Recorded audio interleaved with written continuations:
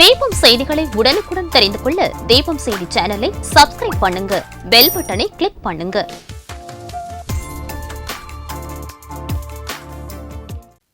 வணக்கம். முக்கிய செய்திகள்.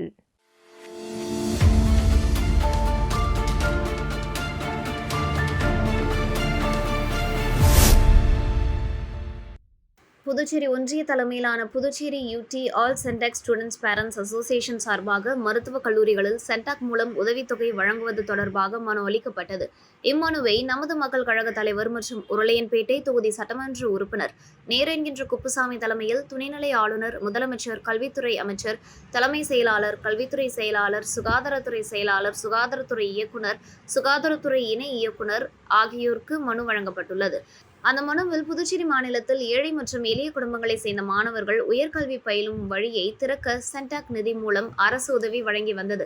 ஆனால் 2022ஆம் ஆண்டிலிருந்து சென்டாக் வழி சேர்ந்த மாணவர்களுக்கு அந்த உதவி நிறுத்தப்பட்டதால் பெற்றோர்கள் கடனில் விழுந்து தங்கள் குழந்தைகளின் கல்வி கட்டணத்தை செலுத்தி வருவதாக கூறப்பட்டுள்ளது. தற்போது அரசு காமராஜர் கல்வி நிதியை மீண்டும் வழங்க ஆணை வெளியிடப்பட்டிருந்தாலும் சில மருத்துவக் கல்லூரிகள் முழு கட்டணத்தையும் கட்டாவிட்டால் தேர்வு எழுத அனுமதிக்க மாட்டோம் என பெற்றோர்களுக்கு அழுத்தம் கொடுக்கின்றனர். இதனால் மாணவர்கள் கடுமையாக பாதிக்கப்படுகின்றனர்.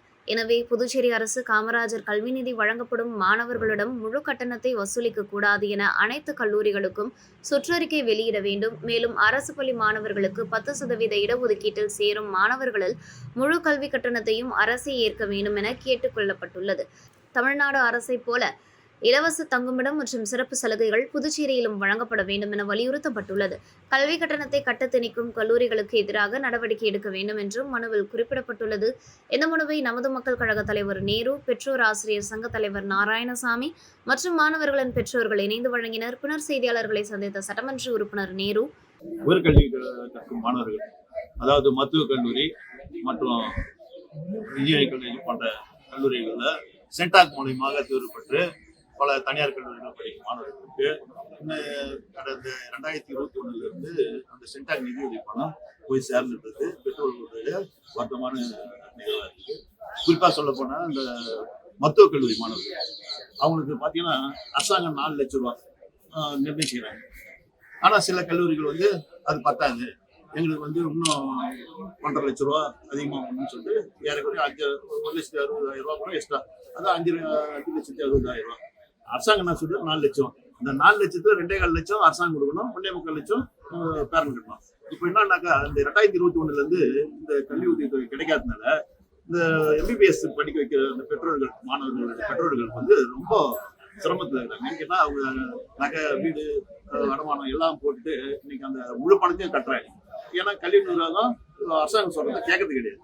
அவங்க இந்த 4 லட்சமோ இல்ல 5 லட்சமோ முழுசா கட்டினாதான் அவங்க ஒவ்வொரு ஆண்டுக்கும் தேர்வு எழுத விடுறோம்னு சொல்லிட்டு ஹால் டிக்கெட் கொடுத்தது அப்போ பிரச்சனை பண்ணதுனால இவங்க கடன் பெற்று வட்டி கட்டி அந்த பிள்ளைங்களை இன்னை வரைக்கும் படிச்சு வச்சுங்க. ஏறக்குறைய 3 வருஷம் 4வது வருஷம் நடக்கிற நேரத்துல இன்று வரை அந்த பணம் அவங்களுக்கு போய் சேராதனால இன்று முதல்வர்கிட்ட இன்னைக்கு முறையிட்டு அதுக்கான நிதி உதவியை உடனே வழங்குறதுக்கு கேட்டுக்கிறோம். சிஎம் அவர்கள் அந்த நிதி உதவியை உடனே தரத்துக்கு ஏற்பாடு பண்ணிடுறோம், அதுக்கு ஜியோ வந்துருச்சு அப்படின்னு சொல்லிக்கிறாங்க. இருந்தாலும் நிர்வாக சிக்கல் அதிகமா இருக்கிறதுனால இது டிலே ஆகக்கூடாது, உடனே அந்த மாணவருக்கான நிதி உதவி போய் சேரணும்னு சொல்லிட்டு வலியுறுத்தி பெற்றோர் மூலமா இன்னைக்கு கோரிக்கை வைக்கும். அது பெற்றோர் ஆசிரியர் சங்க தலைவர் நாராயணசாமி அவர்கள் இதை முன்னிலைப்படுத்தி இந்த மாணவருக்கான போராட்டத்துக்கு உறுதுணையாக இருக்கிறாரு. நன்றி.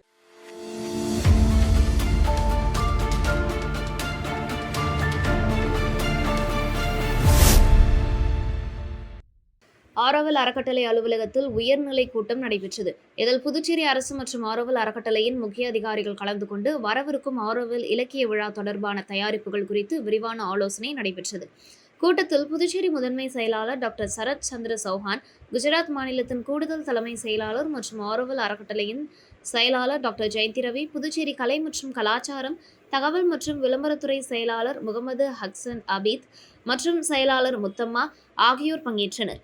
கூட்டத்தில் ஆரோவில் இலக்கிய விழாவின் ஒருங்கிணைப்பு, திட்டமிடல் மற்றும் நடைமுறைப்படுத்துதல் குறித்த விரிவான விவாதம் நடைபெற்றது. விழா ஸ்ரீ அரவிந்தரின் மனித ஒன்றியம், விழிப்புணர்வு மற்றும் படைப்பாற்றல் குறித்த உயர்ந்த கண்ணோட்டத்தை வெளிப்படுத்தும் முக்கிய கலாச்சாரம் மற்றும் கல்வித்தலமாக வடிவமைக்கப்பட்டுள்ளது. மேலும் அதிகாரிகள் ஆரோவில் சுற்றுப்புற இணைப்பை மேம்படுத்தும் வெளிப்புற வளைவு சாலை திட்டத்தையும் பரிசீலித்தனர். இந்த திட்டத்தின் ஒரு பகுதியாக 60க்கும் மேற்பட்ட பழமையான மரங்களை பாதுகாப்புடன் மாற்றும் நடவடிக்கைகள் மேற்கொள்ளப்பட உள்ளன. நிகழ்வின் போது ஸ்ரீ அரவிந்தரும் அன்னையும் ஆகியோரின் படங்கள் டாக்டர் ஜெயந்தி ரவி மற்றும் டாக்டர் சரத் சந்திர சௌஹான் ஆகியோரால் திறந்து வைக்கப்பட்டன. அதனைத் தொடர்ந்து முத்தம்மா மற்றும் முகமது ஹக்சன் ஆபித் ஆகியோர் தீபமேற்றி விழாவை தொடங்கி வைத்தனர். இந்நிகழ்வில் புதுச்சேரி அரசின் ஒருங்கிணைப்பாளர் ஆதர்ஷ், ஆரோவில் பாதுகாப்பு குழு உறுப்பினர் அந்தீம், நகர வளர்ச்சி குழு உறுப்பினர் சிந்துஜா, ஆரோவில் அறக்கட்டளை ஊழியர்கள் மற்றும் பல ஆரோவிலியர்கள் கலந்து கொண்டனர். கூட்டத்திற்கு பிறகு அதிகாரிகள் பாரத் நிலையம், கலை கேந்திரா மற்றும் தமிழ் பாரம்பரிய மையம் ஆகிய முக்கிய கலாச்சார தலங்களை பார்வையிட்டனர். நிறைவாக அதிகாரிகள் ஸ்ரீ அரவிந்தரின் லட்சியங்கள் பிரதிபலிக்கும் வகையில் கலாச்சாரம், சூழல் மற்றும் மனித முன்னேற்றம் ஆகியவற்றை ஒருங்கிணைக்கும் ஒரு சிறப்பான விழாவை உருவாக்குவதற்கான உறுதியை வெளிப்படுத்தினர்.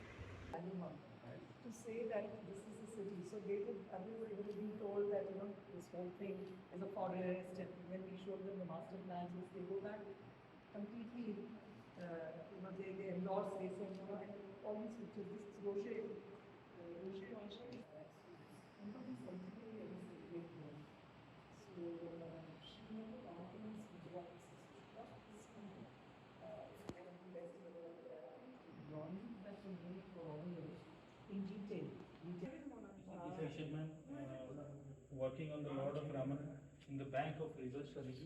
Sir, so whole story, 7 stories.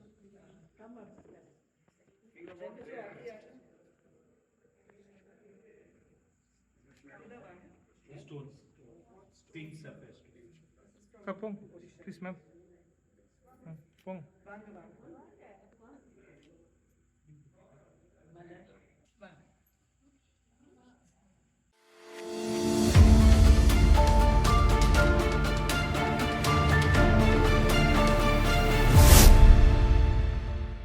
Puducherry Orleanpet தொகுதிக்குட்பட்ட லப்போர்த் வீதியில் அமைந்துள்ள திருவள்ளுவர் அரசு பெண்கள் மேல்நிலைப் பள்ளியில் 8000 லிட்டர் கொள்ளளவு கொண்ட நிலத்தடி நீர்த்தேக்க தொட்டி அமைக்கும் பணிகள் பொதுப்பணித்துறை சிறப்பு கட்டிடங்கள் பிரிவு 2 மூலம் ரூபாய் 7 லட்சம் செலவில் பணிகள் துவங்குவதற்காக பூமி பூஜை விழா உருளையன்பேட்டை தொகுதி சட்டமன்ற உறுப்பினரும் நமது மக்கள் கழக தலைவருமான நேரு என்கின்ற குப்புசாமி தலைமையில் நடைபெற்றது. மேலும் விழாவில் பொதுப்பணித்துறை சிறப்பு கட்டிடம் பிரிவு 2 செயற்பொறியாளர் பக்தவச்சலம், இளநிலை பொறியாளர் ஆனந்த பத்மநாபன், பிரியதர்ஷினி மற்றும் பொதுப்பணித்துறை சிறப்பு கட்டிடங்கள் பிரிவு 2 அதிகாரிகள். மேலும் விழாவில் திருவள்ளுவர் அரசு பெண்கள் மேல்நிலைப் பள்ளி தலைமை ஆசிரியர் மற்றும் ஆசிரியர் பெருமக்கள் மற்றும் உருளையன்பேட்டை தொகுதியைச் சேர்ந்த நமது மக்கள் கழக பிரமுகர்கள், பொதுமக்கள் பலர் கலந்து கொண்டனர்.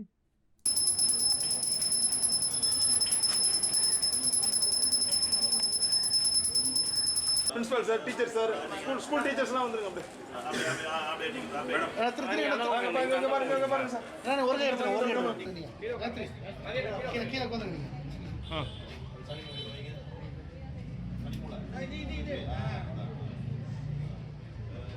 பாருங்க சார், ஒரே எடுத்துக்கண்ணா.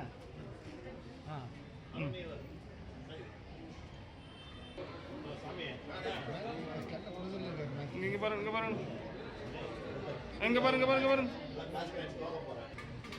இங்க பாருங்க. இங்க இங்க பாருங்க. அது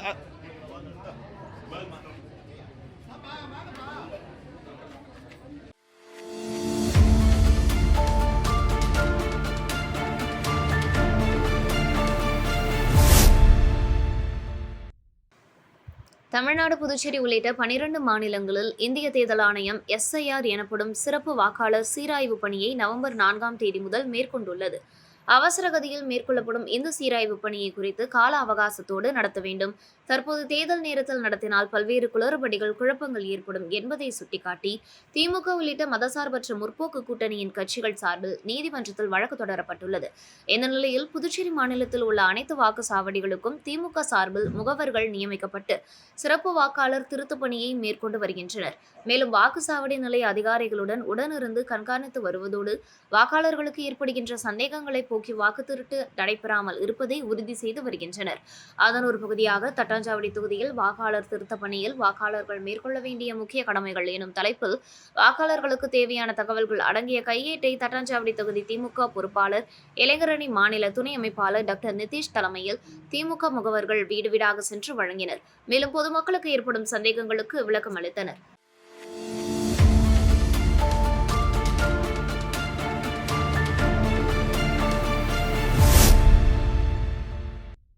பாகூர் கொம்பியின் மூர்த்திக்குப்பம் அரசு தொடக்கப்பள்ளியில் அறிவியல் கண்காட்சி நடைபெற்றது. கல்வித்துறை வட்டம் 3 துணை ஆய்வாளர் வாஞ்சிநாதன் தலைமையேற்று ரிப்பன் வெட்டி கண்காட்சியை தொடங்கி வைத்து மாணவர்களின் படைப்புகளை பார்வையிட்டு வாழ்த்தினார். காட்டுக்குப்பம் டாக்டர் கலாம் மக்கள் சாசன பாதுகாப்பு இயக்க தலைவர் சாண்டலியன் மற்றும் மருத்துவக் கல்லூரி மாணவி அபிநயா ஆகியோர் கலந்து கொண்டு மாணவர்களின் படைப்புகளை பார்வையிட்டு மாணவர்களிடம் விளக்கங்களை கேட்டறிந்து வாழ்த்துரை வழங்கினர். இதில் பெற்றோர்கள் மாணவர்களின் படைப்புகளை பார்வையிட்டு வாழ்த்தினர். சேலியமேடு அரசு தொடக்கப்பள்ளியின் தலைமை ஆசிரியை இந்துமதி மாணவர்களின் படைப்புகளை பார்வையிட்டு சிறந்த படைப்புகளை தேர்வு செய்தார். தொடர்ந்து தேர்ந்தெடுக்கப்பட்ட சிறந்த படைப்புகளை காட்சிப்படுத்தியிருந்த மாணவர்களுக்கு சால்வை அணிவித்து நினைவு பரிசுகள் வழங்கப்பட்டன. மேலும் இக்கண்காட்சியில் கலந்து கொண்ட அனைத்து மாணவர்களுக்கும் பரிசுகள் வழங்கப்பட்டன. மேலும் இந்நிகழ்ச்சியில் கலாம் மக்கள் சாசன பாதுகாப்பு இயக்க செயலாளர் அருண்குமார், நிர்வாகிகள் முனியப்பன் மற்றும் மாணவர்கள் பெற்றோர்கள் கலந்து கொண்டனர். இதற்கான ஏற்பாடுகளை பள்ளியின் தலைமை பொறுப்பாசிரியர் சரவண பெருமாள் மற்றும் ஆசிரியர்கள் மேனகா, நவநீதம், அனுசுயா, சந்தோஷ்குமார், லீலாவதி மற்றும் பள்ளியின் ஊழியர்கள் செய்திருந்தனர்.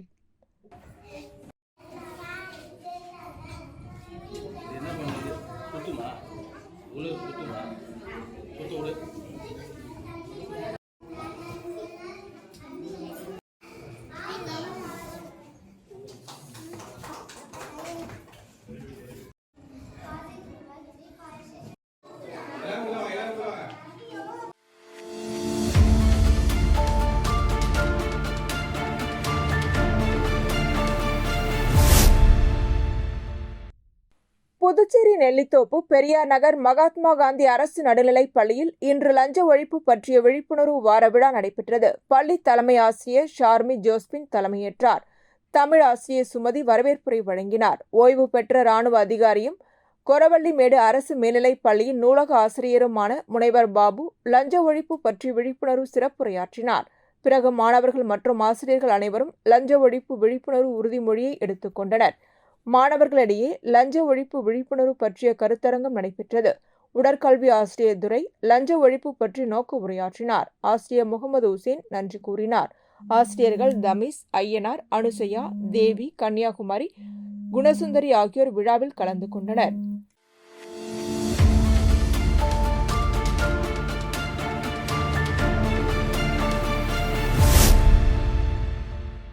சபாநாயகர் செல்வம் பிறந்தநாளை ஒட்டி மாநிலம் முழுவதும் அவரது ஆதரவாளர்கள் நலத்திட்ட உதவிகள், அன்னதானங்கள் வழங்கி கொண்டாடினர். அதன் ஒரு பகுதியாக முதலியார்பேட்டை தொகுதிக்குட்பட்ட அனிதா நகர் பகுதியில் பச்சை வாடியம்மன் அறக்கட்டளை நிறுவனர் மனோகர் தலைமையில் சமூக சேவகர் டாக்டர் சலீம் பாஷா முன்னிலையில் நலத்திட்ட உதவிகள் வழங்கி கொண்டாடினர்.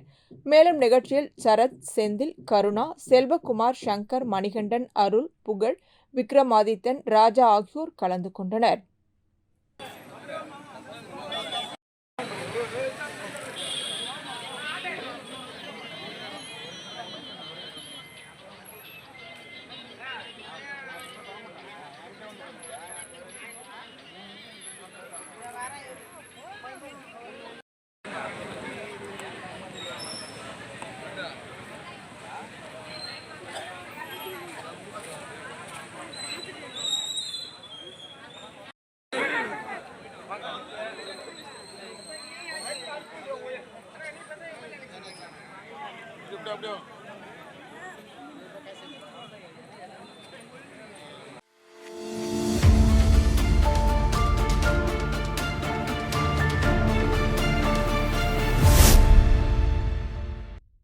சீனாவில் நடைபெற்ற ஆசிய அளவிலான 17 வயதிற்குட்பட்ட இரட்டையர் பிரிவு பேட்மிண்டன் போட்டியில் இந்தியாவிற்காக வெண்கலப் பதக்கம் வென்று புதுச்சேரி மாநிலத்திற்கும் காரைக்கால் மாவட்டத்திற்கும் பெருமை சேர்த்த அக்கம்பேட்டை மீனவ கிராமத்தை சேர்ந்த ரமேஷ், கீதாமணி தம்பதியரின் மகள் ஜனனிகாவை அமைச்சர் திருமுருகன், மாவட்ட ஆட்சியர் ரவிபிரகாஷ், துணை மாவட்ட ஆட்சியர் பூஜா, முதுநிலை காவல் கண்காணிப்பாளர் லட்சுமி சௌஜன்யா உள்ளிட்ட பல்வேறு தரப்பினரும் பாராட்டு தெரிவித்து வரும் நிலையில் காரைக்கால் ஸ்டேடியத்தை பயன்படுத்துவோர் காரைக்கால் ஸ்டேடியம் குரூப்ஸ் என்ற பெயரில் அமைப்பை நடத்தி வருகின்றனர். காரைக்கால் ஸ்டேடியம் குரூப் சார்பில் சீனாவில் நடைபெற்ற ஆசிய அளவிலான 17 வயதிற்குட்பட்ட இரட்டையர் பிரிவு பேட்மிண்டன் போட்டியில் இந்தியாவிற்காக வெண்கலப் பதக்கம் வென்ற காரைக்கால் மாணவி ஜனனிகா மற்றும் பயிற்சியாளர் தட்சிணாமூர்த்தி ஆகியோரை பாராட்டும் வகையில் சால்வையும் நினைவு பரிசு வழங்கி பாராட்டுகள் தெரிவித்தனர். இந்நிகழ்ச்சியில் முதன்மை கல்வி அதிகாரி விஜயமோகனா, காரைக்கால் ஸ்டேடியம் குரூப் நிர்வாகிகள், ஸ்டேடியத்தில் பயிற்சி மேற்கொள்ளும் மாணவர்கள் கலந்து கொண்டனர்.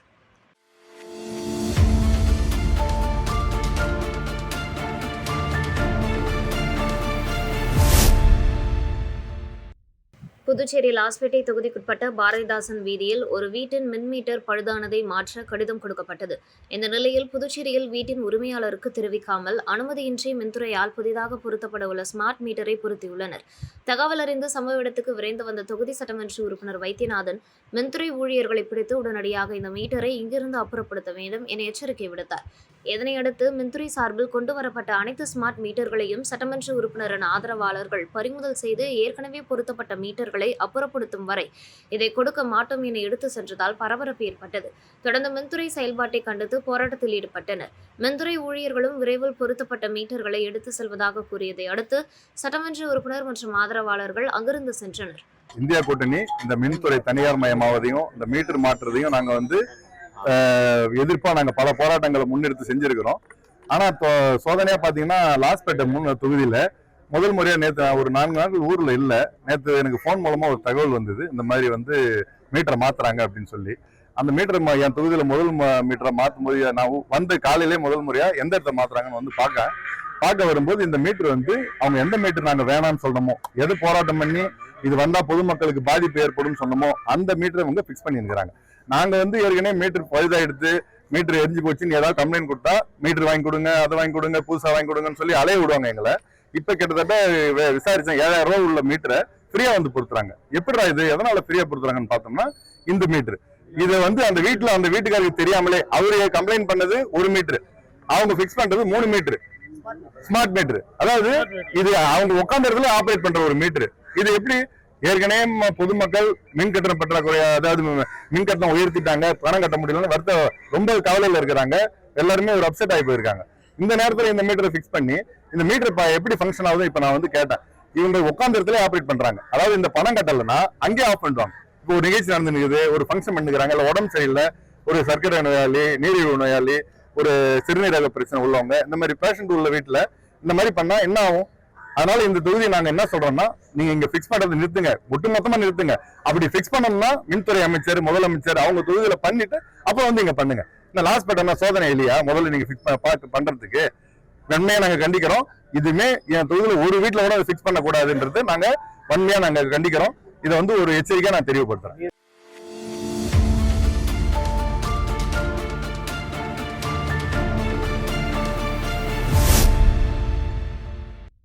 காரைக்கால் திருநள்ளாறு தொகுதிக்குட்பட்ட அம்பகரத்தூர் பகுதியில் உள்ள பழைய அம்பகரத்தூர் காலனி தெரு, கல்லடி தெரு, பழைய சினிமா கொட்டகை தெரு, ரயிலடி தெரு, எல்ஜிஆர் காலனி உள்ளிட்ட கிராம பகுதிகளில் 500க்கும் மேற்பட்ட குடும்பங்களில் 2000க்கும் மேற்பட்ட ஆதிதிராவிட மக்கள் வசித்து வருகின்றனர். இந்த 6 கிராமப்புற பகுதிகளை சேர்ந்த மக்களுக்கும் இடுகாடானது அம்பகரத்தூர் எல்லைப் பகுதியில் அமைந்துள்ளது. இந்த இடுகாட்டை கடந்த 100 ஆண்டுகளுக்கும் மேலாக இப்பகுதி மக்கள் பயன்படுத்தி வருகின்றனர். இந்நிலையில் காரைக்கால் பேரளம் ரயில்வே விரிவாக்க பணியின் போது இடுகாட்டுக்கு அருகே உள்ள இடத்தில் அமைக்கப்பட்ட ரயில்வே சுரங்க பாதையால் இடுகாடு, தகனமேடை, கருமக்காரி மண்டபம் உள்ளிட்டவை இடிக்கப்பட்டு இடுகாடு குறுகலானது. இதனால் அப்பகுதி மக்கள் இறந்தவர்களின் உடல்களை அடக்கம் செய்வதில் பல்வேறு சிக்கல்களை சந்தித்து வருகின்றனர். இதுகுறித்து பல்வேறு அரசு துறைகளுக்கு தகவல் தெரிவிக்கும் எந்தவித நடவடிக்கையும் எடுக்கப்படாததால் இந்த பிரச்சினை குறித்து சட்டமன்ற உறுப்பினர் ராஜசேகரன் கவனத்திற்கு அப்பகுதி மக்கள் கொண்டு சென்றனர். இதனையடுத்து மாவட்ட ஆட்சியரை அப்பகுதி மக்களுடன் சந்தித்து சட்டமன்ற உறுப்பினர் இடுகாட்டுக்கு அருகே உள்ள இடம் குறுகலாக உள்ளதாகவும் அதன் அருகில் உள்ள அரசகத்தை ஒதுக்கி தர வேண்டும் எனவும் 2வது முறையாக கோரிக்கை விடுத்துள்ளனர். இதுபோல் திருநள்ளாறு சுப்ராயபுரம் பகுதியை சேர்ந்த பக்கிரிசாமி என்பவர் கடந்த 30 ஆண்டுகளுக்கு முன்பு பழனிவேல் என்பவருக்கு சொந்தமான இடத்தை வாங்குவதற்கு தவணை முறையில் பணம் செலுத்தி முடித்ததாகவும், தற்பொழுது பழனிவேல் உயிரிழந்த நிலையில் குடியிருக்கும் இடத்தை அவரது குடும்பத்தினரிடமிருந்து பட்டா செய்து தர அனுமதி அளிக்க கோரி பக்கிரிசாமியின் குடும்பத்தினருடன் சட்டமன்ற உறுப்பினர் ராஜசேகரன் மாவட்ட ஆட்சியரிடம் மனு அளித்து கோரிக்கை விடுத்தார்.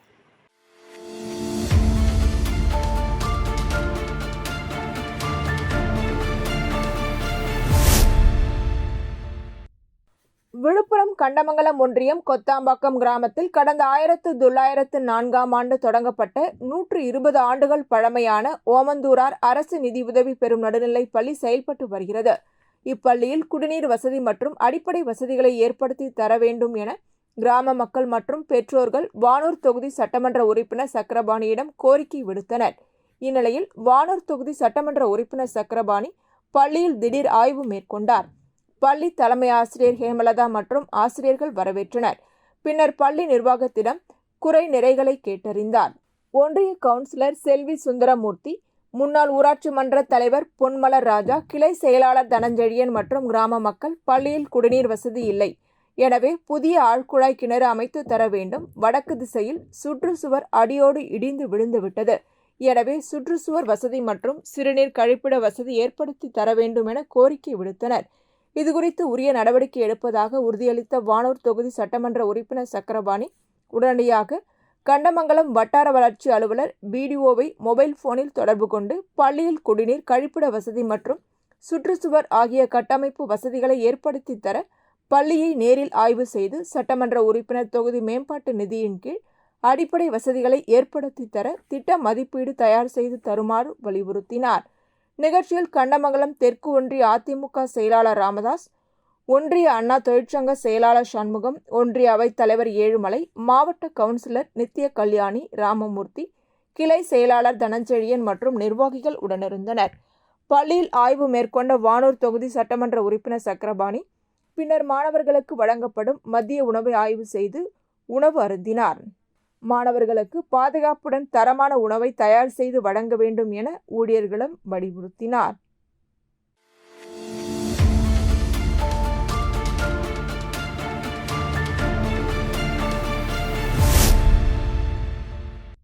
புதுச்சேரி நெல்லித்தோப்பு தொகுதி பிள்ளையார் கோவில் வீதியில் உள்ள விடுபட்ட பகுதிகளுக்கு சிமெண்ட் கான்கிரீட் சாலை மற்றும் வாய்க்கால் அமைக்கும் பணியை 2024-25ஆம் ஆண்டு சட்டமன்ற உறுப்பினர் தொகுதி மேம்பாட்டு நிதியின் கீழ் சுமார் ரூபாய் 21 லட்சம் மதிப்பீட்டில் சட்டமன்ற உறுப்பினர் விவிலியன் ரிச்சர்ட் தலைமையில் பூமி பூஜை நடைபெற்றது. இந்நிகழ்ச்சியில் நகராட்சி ஆணையர் கந்தசாமி, செயற்பொறியாளர் சிவபாலன், உதவி பொறியாளர் பழனிராஜா, இளநிலை பொறியாளர் சாம்பசிவம் மற்றும் அதிகாரிகள், ஊர் முக்கிய பிரமுகர்கள் மற்றும் பொதுமக்கள் பலர் கலந்து கொண்டனர்.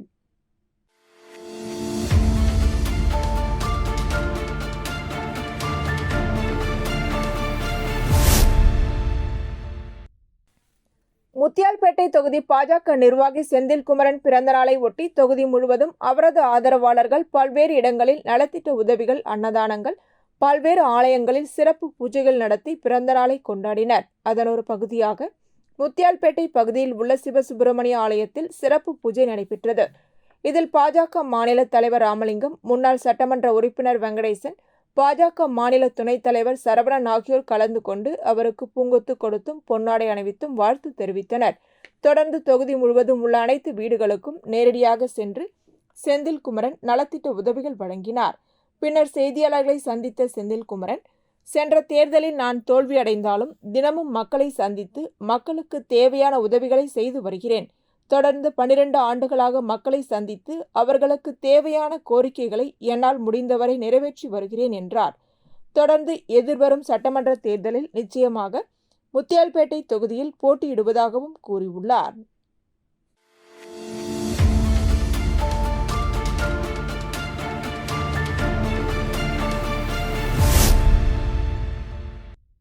டெல்லி குண்டுவெடிப்பு சம்பவத்தில் உயிரிழந்தவர்களுக்கு அஞ்சலி செலுத்தும் வகையில் சமூக சேவகர் சார்லஸ் மார்டின் தலைமையில் மெழுகுவர்த்தி ஊர்வலம் புதுச்சேரியில் நடைபெற்றது. அண்ணா சிலையில் தொடங்கிய மெழுகுவர்த்தி ஊர்வலத்தில் சட்டமன்ற உறுப்பினர் அங்காளன், ஜேசிஎம் மக்கள் மன்ற தலைவர் ரீகன் ஜான்குமார் உள்ளிட்ட 300க்கும் மேற்பட்டோர் Puducherry stands with Delhi car வெடிப்பு உயிரிழந்தவர்களுக்கு அஞ்சலி போன்ற பதாகைகளை ஏந்தி பங்கேற்றனர்.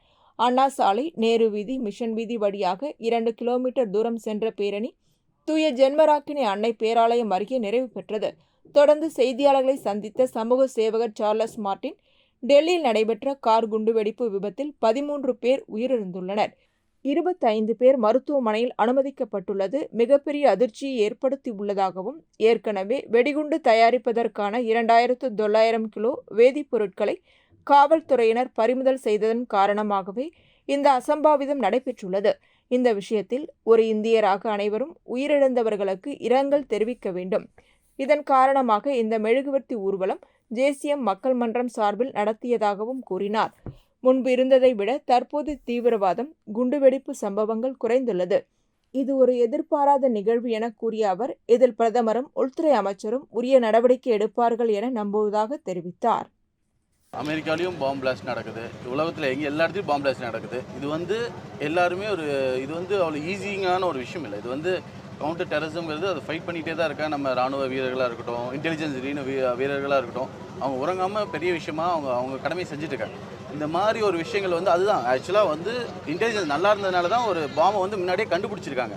அதோட விளைவாக ஒரு சின்ன பொருட்களை வச்சு தான் அது நடந்திருக்கு. ஆக்சுவலாக ஒரு பெரிய ஒரு பாதிப்பு நடந்திருக்க வேண்டியது அது ஆக்சுவலாக தடுக்கப்பட்டதுனால இது அதோட எஃபெக்ட் மாதிரி இவங்க ஒரு இந்த பாதிப்பை பண்ண மாதிரி தான் சொல்லியிருக்காங்க. அது வரைக்கும் தெரியும்.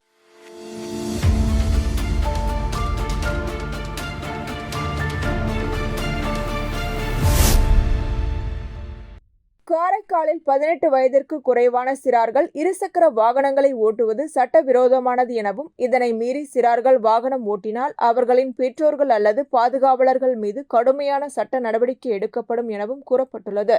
அத்தகைய சட்ட மீறலுக்காக பெற்றோர் மீது ரூபாய் 25,000 அபராதமும் அதிகபட்சம் 3 ஆண்டுகள் வரை சிறை தண்டனையும் விதிக்கப்படலாம் என காவல்துறை எச்சரித்துள்ளது. சாலை விபத்துக்களை தடுக்கவும், சிறார்களின் உயிர் பாதுகாப்பை உறுதிப்படுத்தவும் இந்த நடவடிக்கை எடுக்கப்படுவதாகவும், பெற்றோர்கள் தங்கள் குழந்தைகள் வாகனம் ஓட்டுவதை அனுமதிக்க கூடாது எனவும் காரைக்கால் காவல்துறை அறிவித்துள்ளது.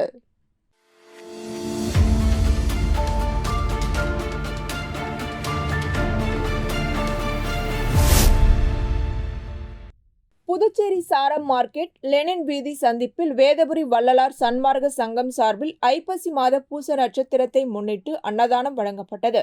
இந்நிகழ்ச்சி அருட்பெரும் ஜோதி தனிப்பெரும் கருணை அருட்பெரும் ஜோதி என்ற மகா மந்திரத்தை கூறியபடி சங்கத் தலைவர் டாக்டர் வள்ளலார் கணேஷ் மற்றும் செயலாளர் கந்தசாமி தலைமையில் அன்னதான பிரசாதத்தை பொதுமக்களுக்கு வழங்கினர்.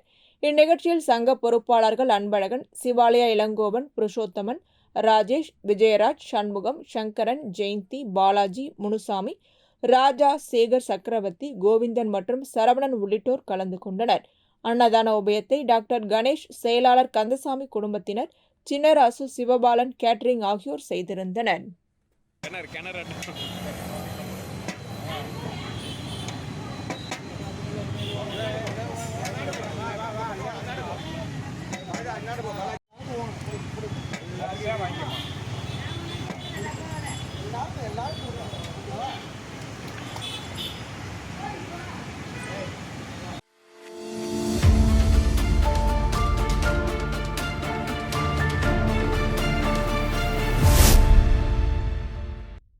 மருத்துவர் நாவிதர் மரபினர்கள் சங்கத்தின் சார்பில் வில்லியனூர் நாவிதர் மடத்தில் ஆலோசனை கூட்டம் நடைபெற்றது.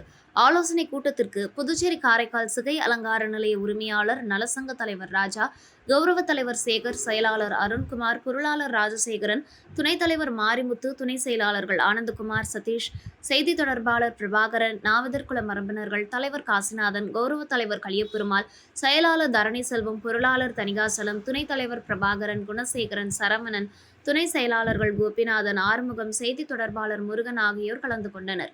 தொடர்ந்து நடைபெற்ற பத்திரிகையாளர் சந்திப்பு நடைபெற்றது. புதுச்சேரி காரைக்கால் மருத்துவர் நாவிதர் மரபினர்கள் தலைமை சங்கத்தின் பொதுக்குழு ஜூலை 1ஆம் தேதி புதுச்சேரி வெங்கடா நகரில் அமைந்துள்ள தமிழ் சங்கத்தில் கூட்டப்பட்டது. சங்கத்தின் முதல் கட்ட நடவடிக்கையாக முதல்வர் ரங்கசாமியை சந்தித்து சமீப காலமாக புதுவையில் கார்ப்பரேட் நிறுவனங்களால் சேவிங் 49, கட்டிங் 99 விலைப்பட்டியலால் பாரம்பரிய சிகை அலங்காரம் செய்யும் தொழிலாளர்கள் பெரிதும் பாதிக்கப்படுகிறார்கள். தாங்கள் தக்க நடவடிக்கை எடுக்குமாறு கேட்டுக்கொள்கிறோம் என்ற கோரிக்கை விடுத்தோம். அதனைத் தொடர்ந்து கார்ப்பரேட் நிறுவனங்களுக்கு நேரடியாக சென்று விலை பட்டியலை அகற்றுமாறு கோரிக்கை வைத்தோம்.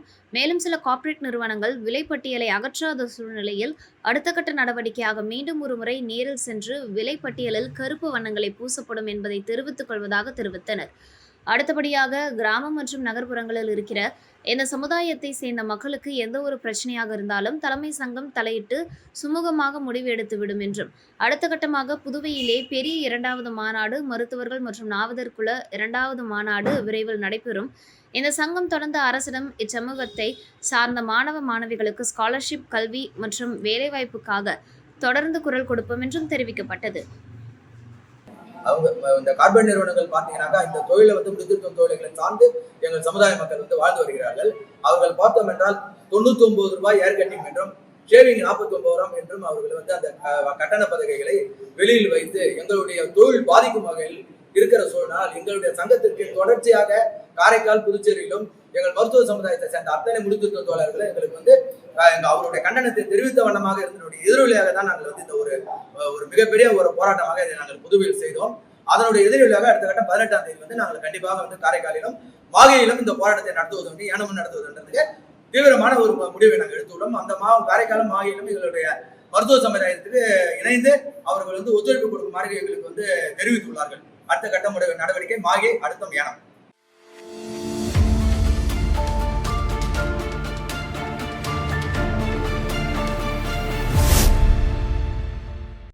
புதுச்சேரி கொம்பாக்கம் பகுதியை சேர்ந்தவர் முத்துவேல். இவர் 5 கறவை பசுக்கள் வைத்து பால் கறந்து வியாபாரம் செய்து வருகிறார். இந்நிலையில் வழக்கம் போல் பசுக்கள் மேய்ச்சலுக்கு பிறகு அவைகளை வீட்டருகே உள்ள கொட்டகையில் இரவு கட்டிவிட்டு சென்றுள்ளார்.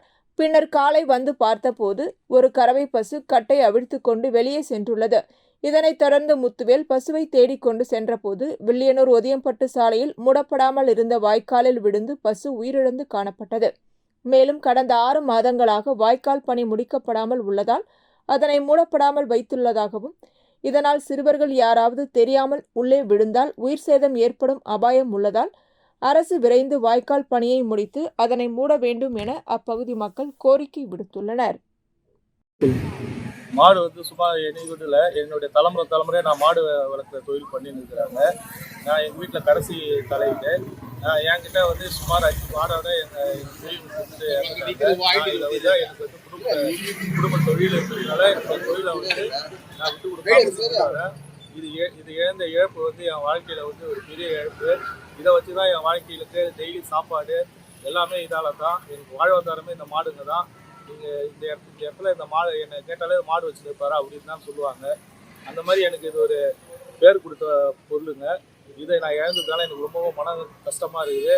என்னால் இன்னும் என்ன எதை வச்சு பழக்க தெரியாமல் கஷ்டப்பட்டு இருக்கிறேன். அரசாங்கம் தான் எனக்கு ஒரு நல்ல முடிவு சொல்லணும்.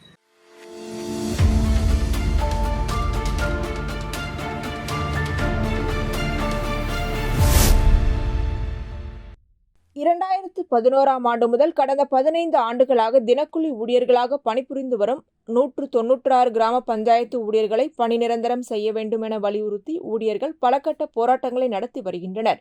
மேலும் அரசு இதன் மீது எந்தவித நடவடிக்கையும் எடுக்கவில்லை. இந்நிலையில் 15 ஆண்டுகளாக பணிபுரியும் கிராம பஞ்சாயத்து ஊழியர்களை பணி நிரந்தரம் செய்ய துணைநிலை ஆளுநர் அரசாணை வெளியிட வேண்டும் என வலியுறுத்தி ஒருநாள் குடும்பத்துடன் உண்ணாவிரத போராட்டத்தில் ஈடுபட்டனர். ஊழியர் சங்க தலைவர் காத்தவராயன் தலைமையில் சட்டமன்றம் அருகே நடைபெற்ற உண்ணாவிரத போராட்டத்தில் ஊழியர்கள் தங்களது குடும்பத்துடன் கலந்து கொண்டு கோரிக்கைகளை வலியுறுத்தி கண்டன முழக்கங்களை எழுப்பினர்.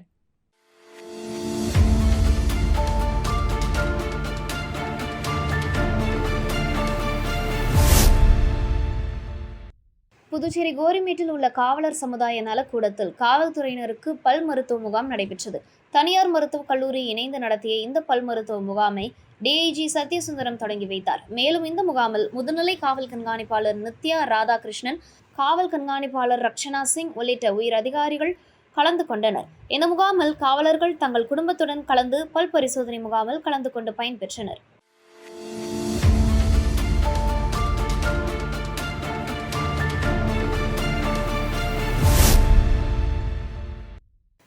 அடுத்த ஆண்டு நடைபெறவுள்ள சட்டமன்ற தேர்தலில் முன்வைத்து புதுச்சேரியில் தொடர்ந்து பல்வேறு நலத்திட்டங்கள் மற்றும் சமூக சேவைகள் சமூக சேவகர் ஜோஸ் சார்லஸ் மார்டின் செய்து வருகிறார்.